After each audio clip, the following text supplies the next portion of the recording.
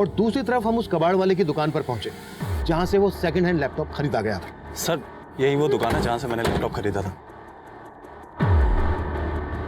हाँ साहब, ये लैपटॉप मैंने इनको बेचा था।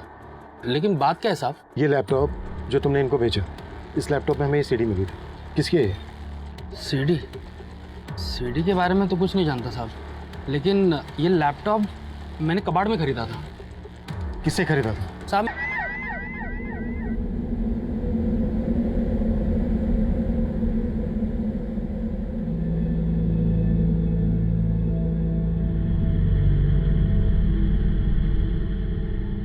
वक्त के साथ हर घाव भर जाता है, लेकिन सोनम हमारे लिए बात कभी सही साबित नहीं होगी। वो घाव पहले भी नहीं भर पाया, ना आज भर पाएगा।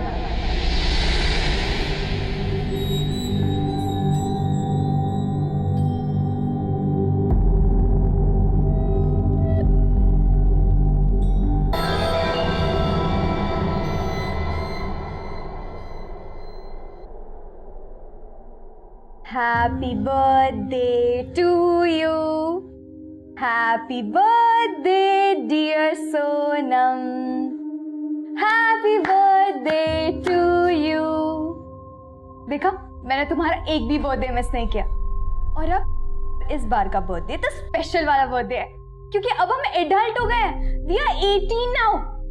और अब हम अपने लाइफ का डिसीजन खुद ले सकते हैं। और इसलिए सोनम, मैंने आज डिसाइड किया है कि मैं दुनिया को बता दूंगी कि तुम मिसिंग नहीं थी। तुम्हारा मर्डर हुआ था।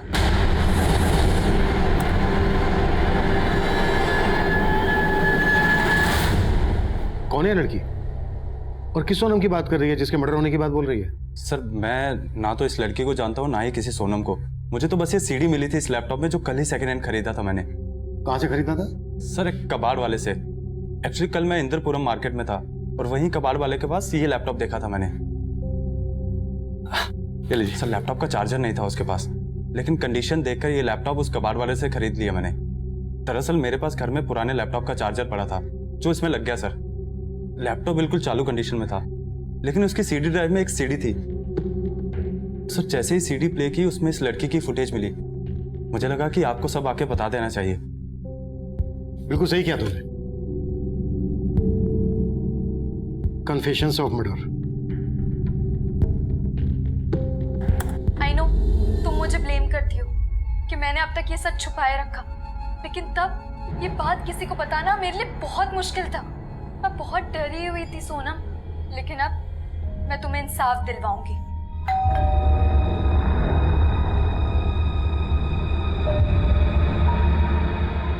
सॉरी सोनम, मुझे भी जाना पड़ेगा।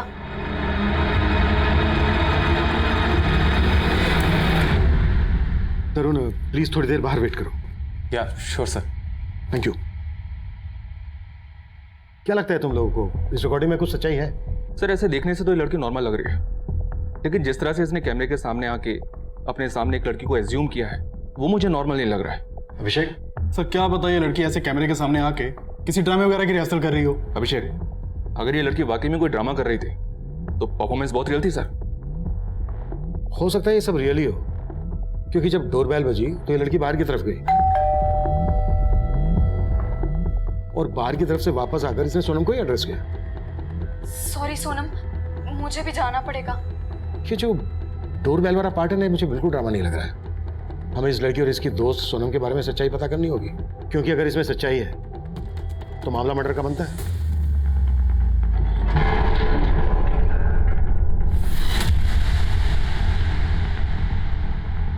नमस्कार, मैं senior inspector Abhimanyu Jindal, crime petrol Dastak में आप सभी का स्वागत करता हूं।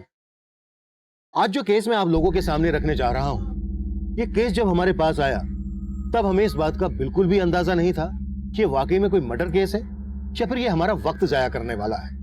लेकिन हम हमारी जिम्मेदारी निभाना चाहते थे।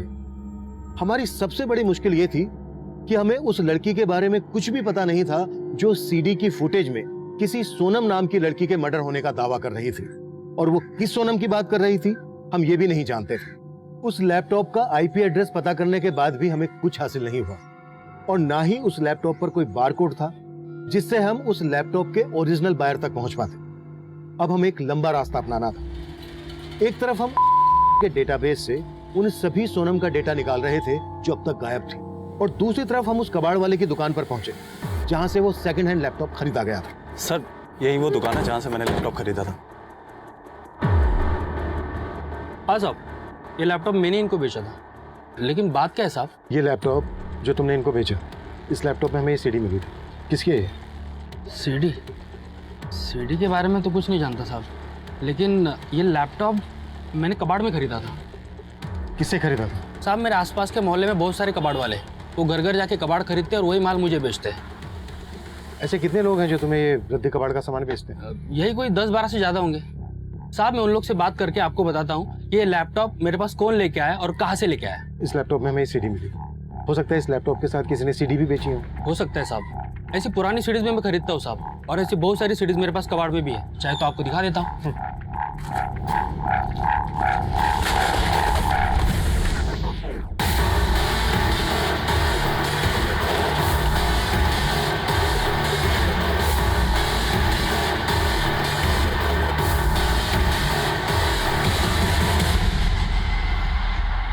सर ये तो बिल्कुल ऐसी सीडी है।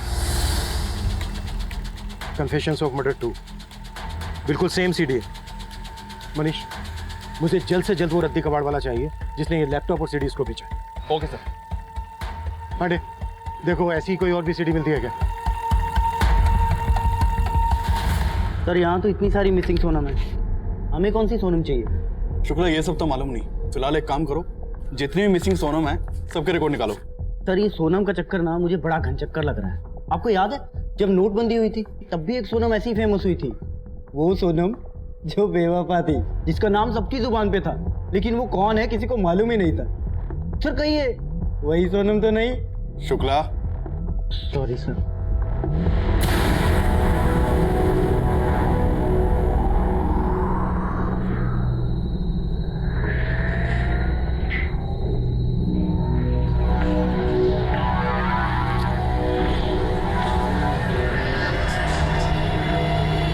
सोनम, 10 साल पहले इसी 5 रुपए की शर्त लगाई थी मैंने तुमसे, और तुमसे हार जाने के बाद भी मैंने तुम्हें ये सिक्का वापस नहीं दिया, और फिर तुम्हें कभी मौका ही नहीं मिला ये देने का। 10 साल हो गए उस हादसे को। वो दिन याद आते मन कांप उठता है मेरा। शुक्ला, एक काम करो, सभी सोनम को स्टेट वाइज डिवाइड करो, सर को बताने में इजी होगा। Okay sir. जैन सर, के डाटाबेस से सोनम नाम से दर्ज हुए 50 से ज्यादा मिसिंग कंप्लेंट का पता लगा लिया मैंने। अभिषेक, फिलहाल तुम उन सभी केसेस को जीरो डाउन करो जो 10 साल पहले हुए थे, और उन सभी स्टेट्स को फोकस करो जहां पर हिंदी बोली जाती है। इस वीडियो वाली लड़की के एक्सेंट से लग रहा है कि ये लड़की और इसकी दोस्त सोनम ये नॉर्थ इंडिया के रहने वाले हैं। ठीक है सर।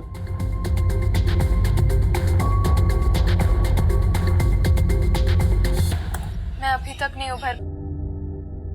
मुझे पता है तुम बेस्ट हो, तुम्हारे जैसे हमारे गांव में कोई नहीं था। गाँव? और इसी बात से मैं तुमसे जेलस फील होती थी, पर मैंने कभी तुम्हें नोटिस नहीं होने दिया। लेकिन अब तुम्हें खोने के बाद मुझे अपने आप पे बहुत गुस्सा आता है। मैं अपने आप को कोसती थी। मैं ऐसे कैसे सोच सकती थी तुम्हारे बारे में। लेकिन अब मैं सब कन्फेस करूंगी।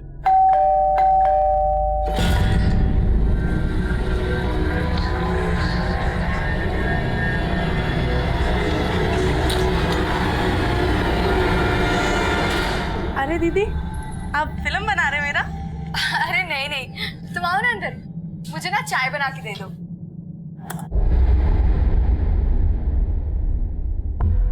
इन मिसिंग सोनम में से जितनी भी सोनम गांव की रहने वाली है उनको जीरो डाउन करो। उस लड़की ने सोनम का 18th बर्थडे सेलिब्रेट किया था।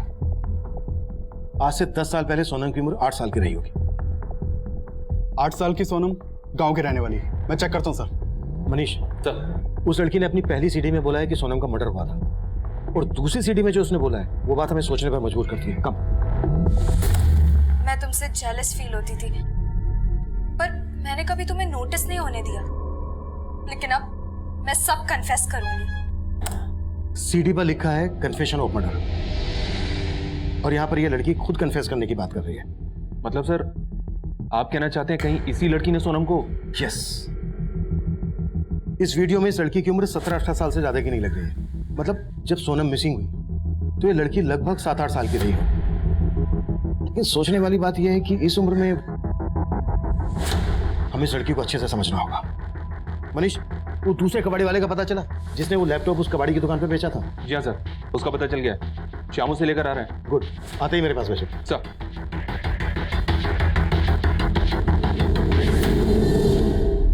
साहब मैं अलग अलग कॉलोनी में जाके घर घर जाके कबाड़ खरीदता हूँ साहब। वो सब मालूम है हमें। ये लैपटॉप किससे खरीदा था वो बोल। ये ले। साहब ये तो मुझे याद नहीं, बहुत दिन हो गए साहब।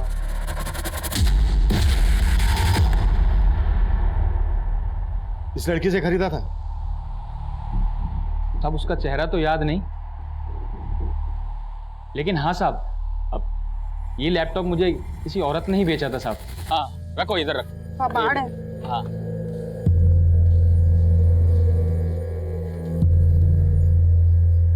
इन सबका 100 रुपए होगा। क्या भैया 100 रुपए? लैपटॉप है, लैपटॉप देखो बहुत महंगा आता है। चलाना आता है तुमको? नहीं, लेकिन महंगा आता है। अरे ये वैसे ही भंगार में ही जाएगा, 200 रुपए से ज्यादा नहीं। बताओ बेचना है? ठीक है। कौन औरत थी वो? साहब ये तो मैं नहीं जानता, लेकिन साहब मैं उस टाइम गणेश नगर में था, हो सकता है वो आसपास वहीं रहती होगी। सुन, ये औरत थी वो? हाँ साहब यही तो है, इन्होंने मुझे लैपटॉप बेचा था। गणेश नगर में इस औरत ने जहां पर तुझे लैपटॉप बेचा था वो जगह दिखा हमें। शुक्ला। मैं कमिंग सर? सर के डाटाबेस से एक 8 साल की सोनम त्रिपाठी की मिसिंग रिपोर्ट मिली है, जो गोमती नगर के बुधवा गांव के रहने वाली है, और ये 10 साल पहले से मिसिंग है। सर ये केस अभी तक बैकलॉग में है। बुधवा गांव, गोमती नगर। इस कबाड़ वाले ने गणेश नगर में जहां से लैपटॉप खरीदा था वहां से गोमती नगर लगभग 65-70 किलोमीटर दूर होगा। हाँ सर, इसीलिए लग रहा है कि हमें जो सोनम चाहिए वो यही सोनम त्रिपाठी हो सकती है। मनीष, गोमती नगर थाने से इस सोनम त्रिपाठी की डिटेल्स निकालो। सर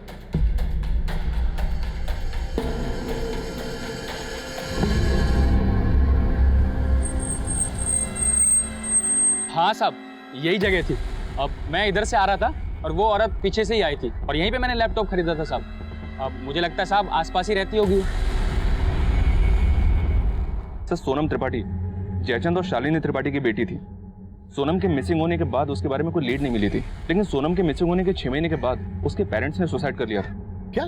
जी हाँ सर, उन लोगों ने जहर खा के सुसाइड किया था, और सबसे पहले उनके एक पड़ोसी ने उनको घर में मरा हुआ देखा था। उसके बाद वहाँ की लोकल पुलिस जब मौका वारदात पे पहुंची तो घर में उनको जूसेस के 2 ग्लासेस मिले। ग्लासेस पर पॉइजन के ट्रेसेस मिले थे, और पोस्टमार्टम रिपोर्ट से साबित हो गया था कि उन लोगों ने जहर खा के सुसाइड किया है, और इसी वजह से केस क्लोज हो गया। उस वीडियो वाली लड़की की कोई इंफॉर्मेशन? सर जो ऑफिसर उस केस को इन्वेस्टिगेट कर रहा था उसका तो ट्रांसफर हो चुका है, इसलिए कहना मुश्किल है कि उस केस की इन्वेस्टिगेशन के दौरान ये वीडियो वाली लड़की सामने आई होगी या नहीं। ये वीडियो वाली लड़की सोनम की दोस्त थी, तो उसके आस पड़ोस या स्कूल में पढ़ने वाली भी हो सकती है। उस लड़की ने वीडियो में कहा है कि सोनम मिसिंग नहीं हुई थी बल्कि उसकी हत्या हुई थी, और इधर सोनम के मिसिंग होने के बाद उसके पेरेंट्स ने सुसाइड कर लिया था। इन केसेस को अच्छे से समझना होगा। सोनम त्रिपाठी के अड़ोस पड़ोस में पता करो। सर हाँ श्याम। सर उस औरत का पता चल गया है जिसने उस कबाड़ी वाले को लैपटॉप बेचा था। गुड, थाने बुला लो उसको। साहब ये तो जागृति मैडम है, मैं इनके यहाँ काम करती थी। और जागृति का ये लैपटॉप जो तुमने उस कबाड़ वाले को बेचा था? हाँ साहब, लेकिन ये लैपटॉप मुझे जागृति मैडम के मकान मालिक ने दिया था। जागृति का मकान मालिक? तो जागृति कहाँ है? मालूम नहीं साहब अभी वो कहाँ है, लेकिन पहले वो पारिजात कॉलोनी में किराए पे रहती थी। जागृति का मकान मालिक कौन? नाम क्या उसका? अब मुकेश वर्मा। जागृति का ये लैपटॉप उसके मकान मालिक के पास कैसे आया जो उसने तुम्हें दिया? साहब वो 3 महीने पहले अचानक से जागृति मैडम कहीं चली गई थी। कहाँ चली गई? मालूम नहीं साहब, लेकिन वो अपना सारा सामान मुकेश भाई के घर पे ही छोड़ के चली गई थी, और मकान का किराया भी नहीं दिया था, और साहब मेरी तनख्वाह भी बाकी थी, इसीलिए मुकेश भाई ने ये लैपटॉप मुझे दे दिया। साहब हाँ बुलाया था, कोई काम है क्या? हाँ सुन, ये जो भी जागृति का सामान है ले जा। मैं? हाँ। जागृति मैडम के बारे में कुछ पता चला क्या? अरे उसके बारे में मालूम चलता तो उसका सामान तुम्हें क्यों देता? उसकी तरफ से तुम्हारी तनख्वाह बाकी है ना। हाँ। तो जो भी तुम्हारे काम लगे तुम ले लो, बाकी सब फेंक दो। साहब उनके सामान में ये लैपटॉप और बहुत सारी सीडी थी जो मैंने कबाड़ में बेच दी थी। कमाल है तुम और तुम्हारा मुकेश भाई। और कौन कौन रहता था जागृति के साथ? साहब वो अकेली ही रहती थी। उनको देख के कभी लगा नहीं था साहब कि मेरा पगार दिए बिना गायब हो जाएंगी। बहुत सीधी सादी थी साहब, और बाकी लोग जैसे चिक भी नहीं करती थी। दीदी चाय। और वो दीदी आपको सब्जी लाने के लिए बोले थे ना, तो अगर आप नहीं ला सकते तो मुझे बोल देते, पैसे दे दोगे तो मैं ले आऊंगी। मैं पैसे देती हूँ। पर दीदी अभी पैसे दोगे, सब्जी लाने जाऊंगी तो देर हो जाएगी ना। अब मैं खिचड़ी बना दूं? ठीक है। जागृति के उस मकान का मैं एड्रेस दो जहां पर वो किराए पर रहती थी। और जागृति का मकान मालिक कहाँ रहता है?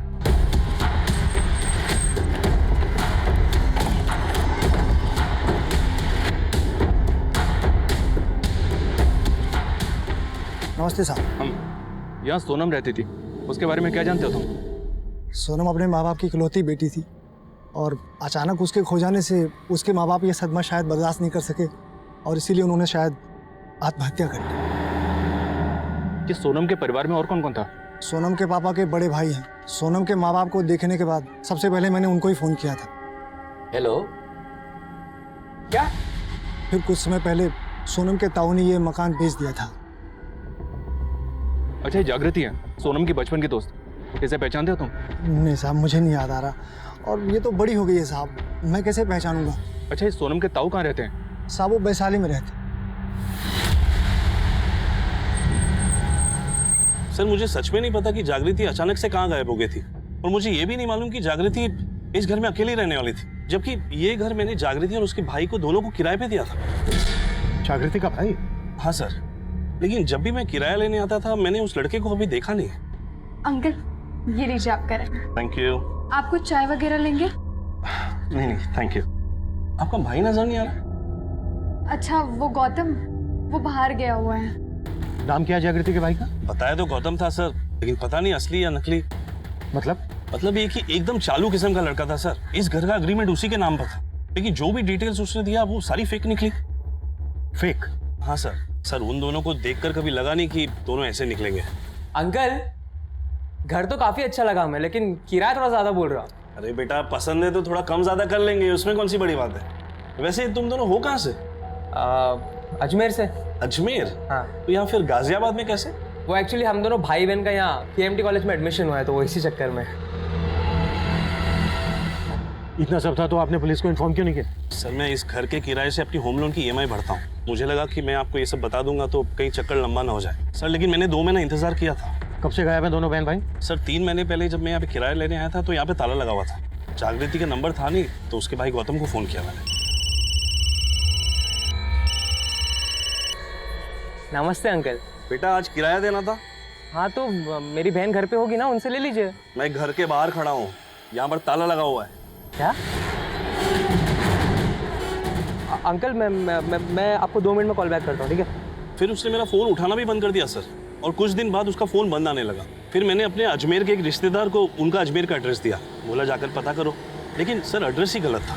मैं क्या करता सर, इसलिए मैंने उनका सारा सामान निकाल दिया और घर किराए पर दे दिया। गौतम का नंबर दीजिए। जी सर। और हमें घर भी चेक करना है। आई सर, मैं किराएदार को बोल देता हूँ प्लीज़।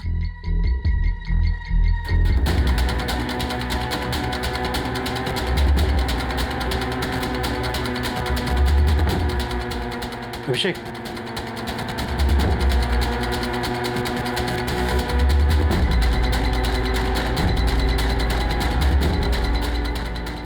घर भी वही है जो वीडियो में है, और ये सारा सामान भी वही है। ये सारा फर्नीचर आप ही का है? हाँ सर, ये सारा फर्नीचर मेरा ही है। सर जब हम यहाँ पर रहने आए थे तो इस कबाड़ के अंदर कुछ सामान था जो हमारे कुछ काम का नहीं है, तो हमने वो सामान एक बॉक्स में रख के इस पलंग के नीचे रख दिया है।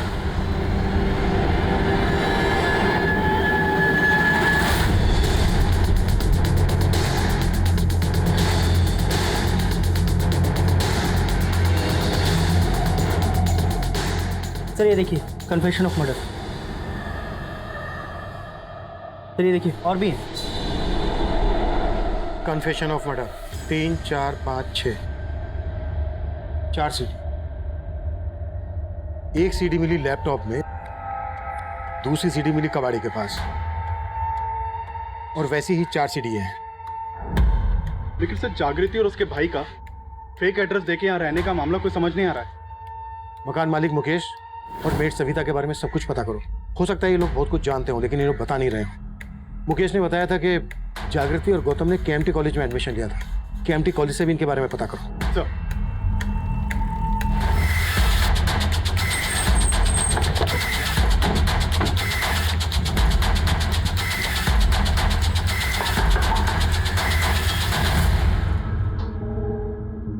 जी साहब, हम आपसे सोनम मिसिंग केस और उसके पेरेंट के सुसाइड केस के बारे में कुछ बात करना चाहते हैं।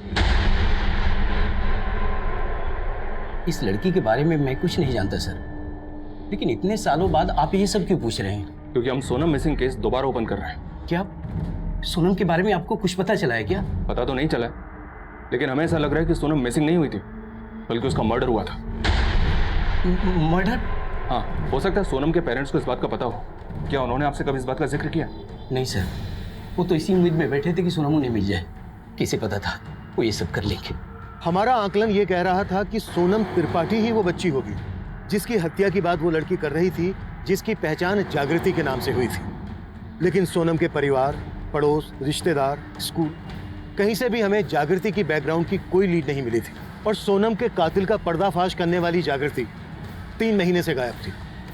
ये कई आपराधिक संकेत दे रहा था।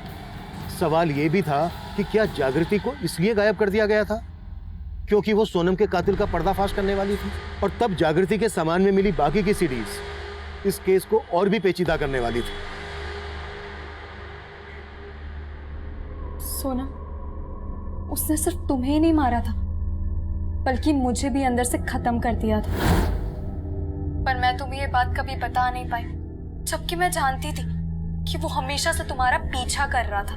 उसको सब पता था कि हम कब कहाँ मिलते थे, कहाँ खेलने जाते थे।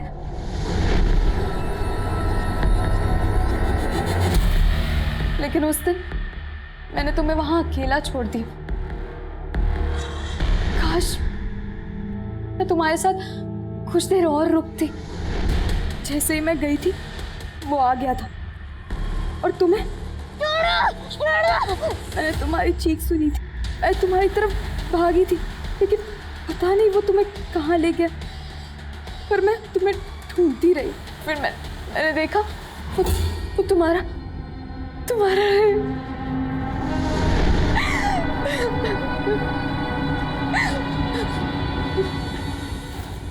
और फिर उसके बाद वो मुझे भी मारना चाहता था, लेकिन मैं भागती रही। मैं तुम्हारे लिए कुछ नहीं कर पाई, लेकिन मैं क्या कर सकती थी तब? मैं सहम गई थी। किसी को कुछ नहीं बता पाई, किसी को भी कुछ नहीं बता पाई।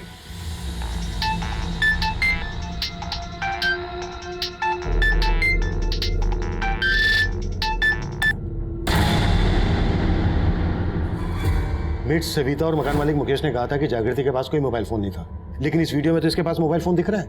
Right sir. जागृति ने अपने वीडियो में बोला है कि कोई आदमी उनका पीछा करता था और उसने सोनम का रेप और मर्डर किया, जो जागृति ने सब कुछ विटनेस किया।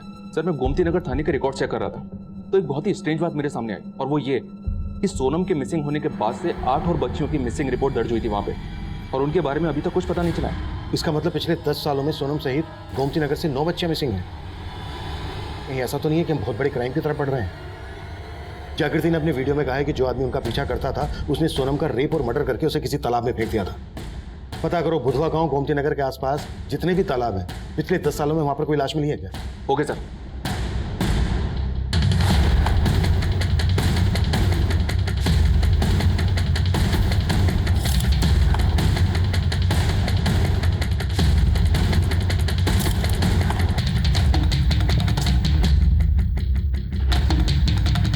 मैं मिनट सर। यस कम इन।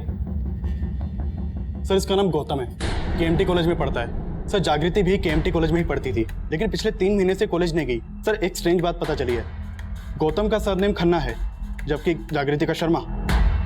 तो बोलिए गौतम जागृति का भाई कैसे हो सकता है? सर गौतम तो कॉलेज आ रहा है लेकिन जागृति कॉलेज नहीं आ रही है। सर कॉलेज से जागृति के पेरेंट्स के बारे में पता चला था, मैंने उन्हें फ़ोन भी किया था।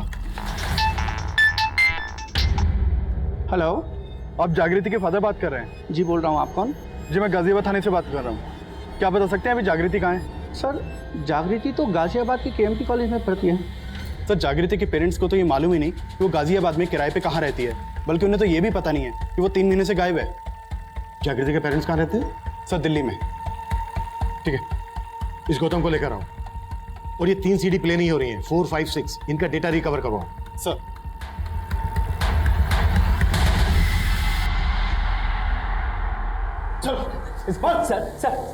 सर मैं मानता हूँ कि मैं जागृति का भाई नहीं हूँ, पर सर मैंने वो मकान जागृति के लिए ही लिया था। जागृति है कहाँ? सर मुझे नहीं पता जागृति कहाँ पर है। बेटा मालूम तुझे सब है, पहले ये बोल रेड एग्रीमेंट पे तूने अपनी फेक डिटेल्स क्यों दी थी? मैं जागृति की सिर्फ हेल्प करना चाहता था। कैसी हेल्प? सर वो अपने पेरेंट्स के साथ नहीं रहना चाहती थी सर। फिर मैंने उसे बोला कि अगर हम भाई बहन बन के जाएंगे तो हमें मकान इजीली मिल जाएगा और फ्यूचर में कोई प्रॉब्लम ना हो, इसीलिए मैंने फेक एड्रेस प्रूफ दिया। सर मैं सच कह रहा हूँ, मेरी कोई भी इंटेंशन गलत नहीं थी। लेकिन जागृति अपने पेरेंट्स के साथ क्यों नहीं रहना चाहती थी? क्योंकि वो उसके सौतेले माँ बाप थे सर। सौतेले माँ बाप? हाँ सर, जब जागृति 9 साल की थी तो उन्होंने उसे ममता ऑर्फनेज से अडॉप्ट किया, लेकिन जागृति की उससे बनती नहीं थी सर। उसे जब भी रेंट और पैसों की ज़रूरत पड़ती थी तभी वो अपने सौतेले माँ बाप को कांटेक्ट करती थी। मुझे तो खुद ही समझ में नहीं आ रहा है कि वो एकदम से गायब कहाँ हो गए। ज़्यादा होशियारी मत दिखा। अगर हमें बाद में पता चला ना कि तू हमसे कुछ छुपा रहा है तो जानता है ना क्या शुरू होगा तेरा। सर मैं सच कह रहा हूँ, मुझे नहीं पता। मैं नहीं जानता कि जागृति कहाँ है। जागृति का मोबाइल नंबर तो होगा तेरे पास? हाँ सर है, वो मेरे फ़ोन में जो आपके पास है। ठीक है, कॉल रिकॉर्ड निकलवाओ और चेक करो उसका फोन कब और कहाँ बंद हुआ था। हो सकता है उसके कॉल रिकॉर्ड से हमें कोई क्लू मिल जाए जो सोनम के कातिल से ताल्लुक रखता हो। सर ये सीडी नंबर 4 तो प्ले हो रही है, लेकिन 5 और 6 प्ले नहीं हो रही। 5 और 6 की फुटेज भी रिकवर करवाओ। Okay sir.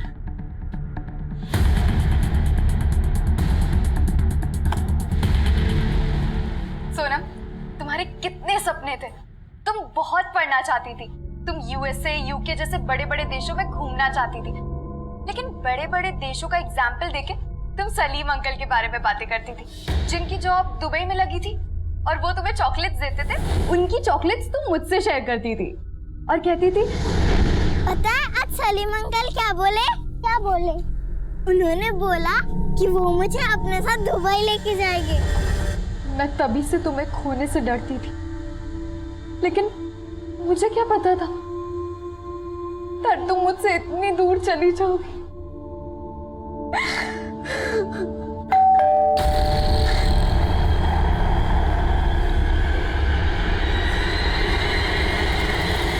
Surprise for you जागृति, पार्टी करेंगे सब लोग।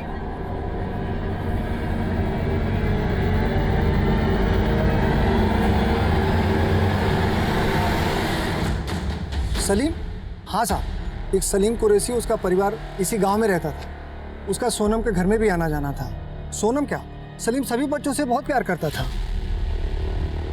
ये सलीम कुरैशी और उसका परिवार अब कहाँ है? साबो सलीम की दुबई में नौकरी लग गई थी, तो पहले तो ऐसे साल में आना जाना लगा रहता था, लेकिन कुछ समय बाद वो अपने पूरे परिवार के साथ हमेशा के लिए दुबई चला गया। दुबई चले गए? कब शिफ्ट हुए? सोनम के माँ बाप की मौत के कुछ महीनों बाद। सीडी की इस फुटेज में जागृति की बातों से लगता है कि सोनम का रेप और मर्डर करने वाला आदमी सोनम और जागृति दोनों को जानता था। कहीं वो सलीम कुरैशी तो नहीं है?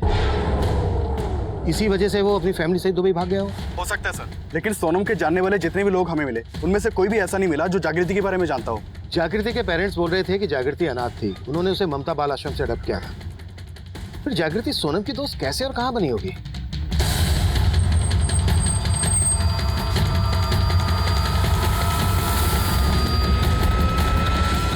मैंने 9 साल पहले जागृति को यहाँ से अडॉप्ट किया था। ये जागृति अनाथालय में आई कब थी? लेकिन उसने हमें कुछ नहीं बताया, यहाँ तक कि अपना नाम भी नहीं बताया। जागृति नाम भी हमने ही उसे दिया है।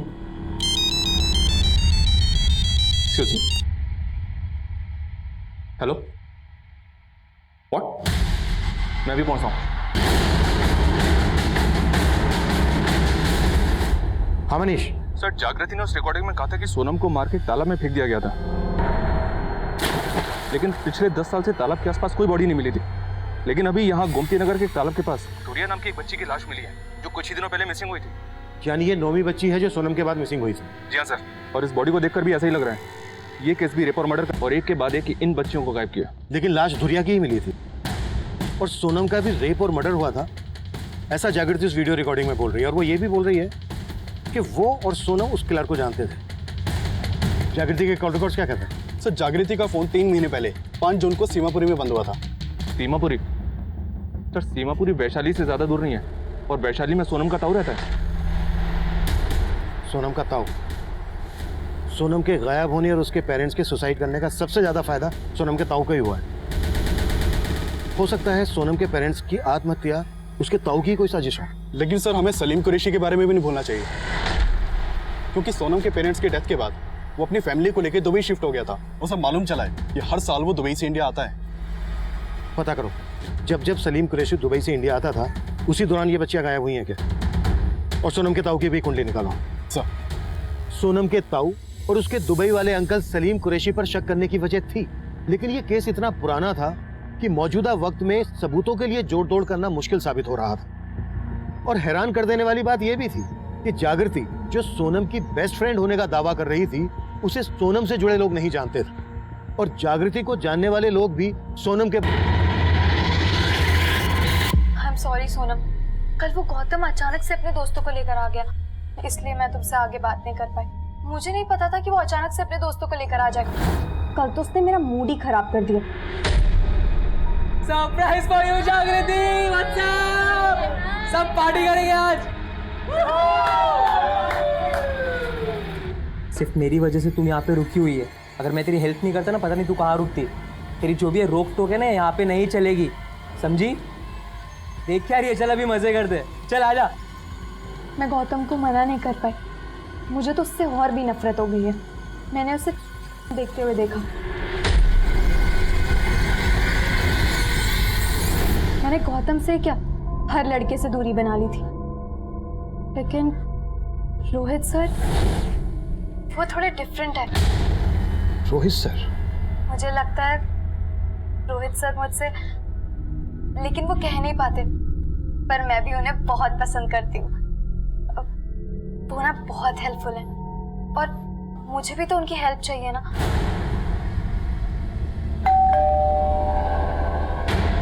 लगता है वो आ गए सोनम। मैं ना तुम्हें अपडेट करती रहूंगी, ठीक है? बाय।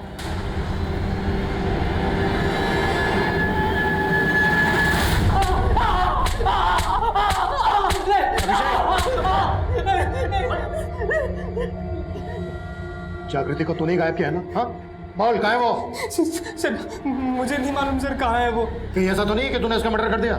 नहीं सर, मैंने कुछ नहीं किया सर, सच कह रहा हूँ सर, वो पक्का। जागृति ने तुझे देखते हुए पकड़ा था, है ना? गौतम, हाँ? देखते हो शर्म नहीं आती है? क्या है इसमें? सब लोग देखते हैं, नॉर्मल है। It's a crime. मैं तुम्हारे बारे में पुलिस को बता दूंगी। देख जागृति, पुलिस को मत बताना। आई प्रॉमिस, मैं वापस नहीं देखूंगा। वो नहीं मानी इसलिए तूने उसको मार डाला? नहीं सर, मैंने जागृति को नहीं मारा सर, सच कह रहा हूँ मैं। अरे रोहित सर, कौन है? कौन रोहित सर? मैं किसी को नहीं जानता सर, सच कह रहा हूँ मैं। सर, जागृति के नंबर से जिस नंबर पे लास्ट कॉल हुआ था, वो नंबर किसी रोहित सिंह के नाम पे रजिस्टर्ड है। मैंने चेक किया, इस रोहित का फोन अक्सर उसी एरिया में एक्टिव रहता था जहां जागृति गायब रहती थी।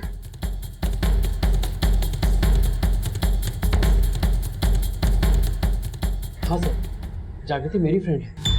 तो अभी कहाँ है वो? सर मुझे नहीं पता, हम दोनों की काफी समय से मुलाकात नहीं हुई। हमें पता चला है कि तू भी उसी ऑर्फनेज में था जहाँ पे जागृति थी, और अडॉप्शन के 9 साल बाद अचानक से जागृति की जिंदगी में कैसे आ गया तू? सर मैं जागृति को पहले से पसंद करता था। जब बड़ा हुआ तो मैंने अपने आप को अपने बल पे सेटल किया, एक अच्छी जॉब भी पाई। तो मैंने सोचा कि मैं जागृति से दोबारा मिलता हूँ। सर मैंने पता लगा लिया था कि वो केएमटी कॉलेज में पढ़ाई कर रही है और एक दिन जागृति क्या हुआ? और फिर हम दोनों अक्सर मिलने लगे और इस बार पहले से भी ज़्यादा अच्छे दोस्त बन गए। और सर 6 महीने पहले उसने मुझे अपनी ज़िंदगी का एक बहुत बड़ा राज बताया।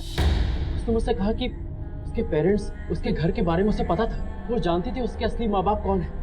लेकिन हमें पता चला है कि जागृति तुझसे कोई मदद चाहती थी। उसने लास्ट कॉल में तुझे ही किया था। हाय जागृति। रोहित सर, जागृति तुम रो क्यों रही हो? अब आप मुझे भूल जाइए। अरे जागृति, उससे बहुत प्यार करता था और मैंने उसकी इस बात की रिस्पेक्ट की। सर ये बात मैं आज तक नहीं समझ पाया कि उस दिन उसने मुझसे ऐसा क्यों कहा था। सर जागृति का फोन सीमापुरी में जिस दिन बंद हुआ था, उस दिन वो एक औरत के साथ अमित होटल के पास एक सीसीटीवी में कैप्चर हुई थी। ये देखिए।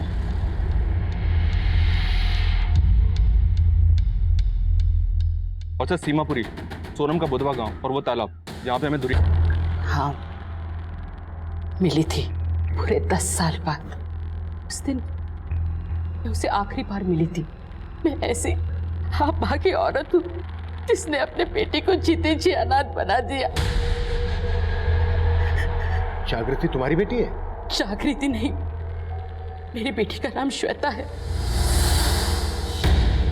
उसके बाप ने उसके नजरों से बचाकर अनाथालय छोड़ दिया। मुझे लगा मैंने उसे बचा लिया, लेकिन मैं गलत थी। फिर 3 महीने पहले अचानक से उसने मुझे फोन किया।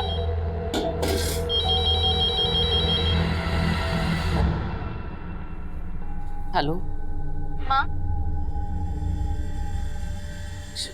श्वेता, तू? आप मुझे भूल गई ना? अब तो मैं आपको याद भी नहीं आती होंगी। नहीं बेटा, ऐसा मत बोल। मैं तुझे कैसे भूल सकती हूँ? मैं तो तुझसे मिलने अनाथालय भी जाती थी, लेकिन मैं आपकी बेटी नहीं बन पाई तो किसी और की बेटी कैसे बन पाती? लेकिन अब मैं बच्ची नहीं रही। आप अपने पति से डर के उसे बचाती रही, लेकिन मैं नहीं। अब मैं सोनम को इंसाफ दिलाऊंगी। देख श्वेता, तू ऐसा कुछ नहीं करेगी। हाँ, मैं तुझे कह रही हूँ ना, तू ऐसा कुछ भी नहीं करेगी। तो तुमने अपने पति को बचाने के लिए उसे मना किया और उस दिन उस अमित रेस्टोरेंट के पास मिलने के लिए बुलाया। वो बिना मुझसे कुछ बोले वहां से चली गई और मुझे नहीं पता था कि मेरा पति वहीं पे था। उस दिन सरला को जब उसने फोन किया तो मैंने सरला को उससे बात करते हुए सुन लिया था। और अगले दिन जब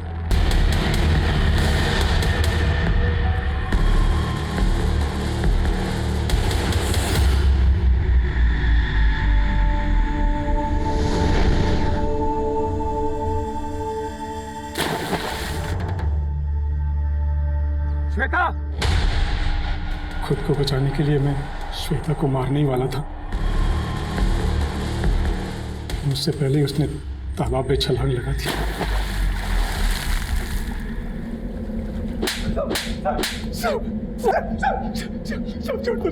और कितने बच्चों को शिकार बनाया तूने?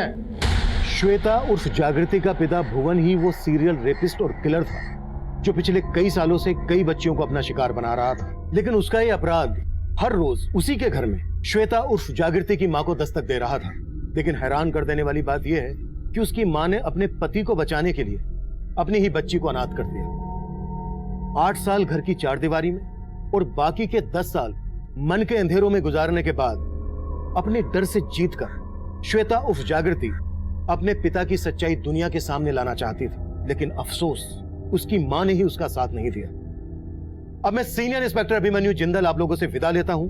आपसे फिर मुलाकात होगी एक नए केस के साथ। स्वस्थ रहिए, सतर्क रहिए और देखते रहिए क्राइम पेट्रोल दस्तक। मकसद बताना नहीं,